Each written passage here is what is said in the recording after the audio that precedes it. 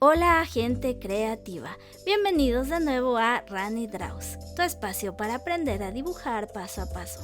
Como siempre, si te gusta lo que ves, no olvides dejar tu like, suscribirte, compartir este video con tus amigos, activar la campanita y si quieres hacer una pequeña donación para apoyar el canal, puedes hacerlo con el botón de gracias. Agradecería muchísimo tu apoyo.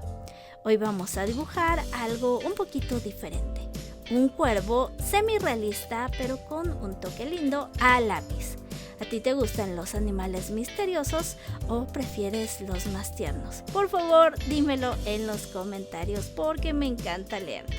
Dato curioso, los cuervos son tan inteligentes que pueden recordar rostros humanos y hasta usar herramientas. Son como los genios del mundo animal.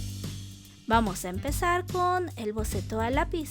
Lo ideal es hacer trazos suaves y construir primero la forma general, sin entrar en los detalles de una vez. Un consejo, divide el dibujo en formas básicas como óvalos y círculos antes de definir las plumas. Yo tengo un poquito más de experiencia, así que hice el trazo de una vez, pero puedes ir pausando el video y haciendo línea por línea para seguirme. Este dibujo será completamente a lápiz, así que el sombreado será la clave. Como consejo de sombreado, usa un lápiz más blando, como 4B o 6B para las sombras profundas. En mi caso usé un 7B o un 8B para que quede aún más oscuro. Y el lápiz HB utilízalo para crear tu boceto y para las luces.